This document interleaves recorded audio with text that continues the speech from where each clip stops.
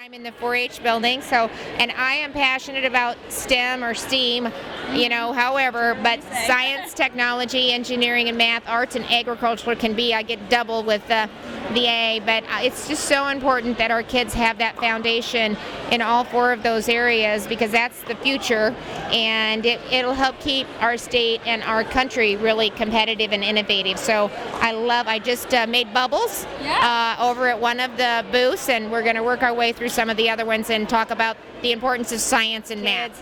When I see these kids spend the time and the work and the passion that they have, and not only here in the 4-H building but in our barns as well, it gives me a great hope for our future. Actually, that is the future of ag, and I think the more that technology and innovation and data is going to be a big component of that, and I think that's appealing to a lot of our young people.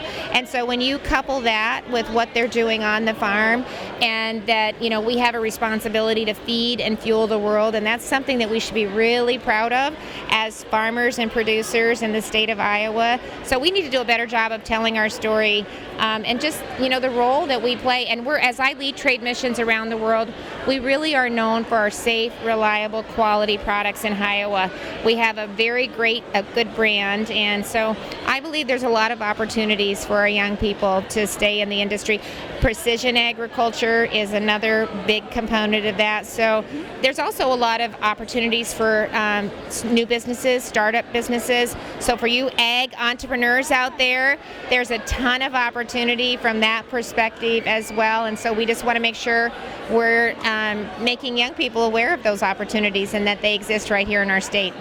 So how does the laws that have been passed by Congress within the last year affect the future of farming, especially since this 4-H is a big part of farming? Right. How does that affect our future farmers? So one of the things that I do just from a state perspective is I have the opportunity to lead trade missions every year, and it's always about finding new markets and building relationships, and not only look for new markets to export our goods and commodities, but also looking for reverse investment into the state. So we've worked really hard with the waters of the U.S., which would have had a direct impact on farmers and really industry all across the state.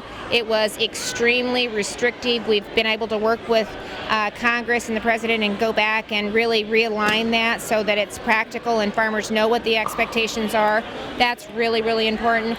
We've worked a lot in the state of Iowa for water quality and soil health. So our farmers do a great job with conservation practices, cover crops, the nutrient in our nutrient reduction strategy program that IDALS has in place.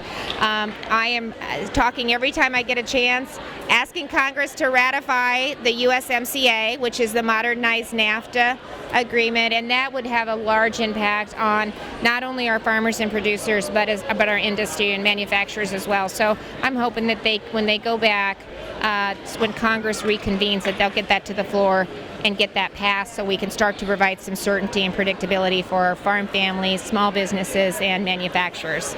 Yeah, farming is already unpredictable. You got weather, Mother Nature's against you, you never know what mood she's in. So, that's a bit crazy already. So It'd be nice to have Congress on our side. Right, to have some stability in the equation. So you are absolutely right.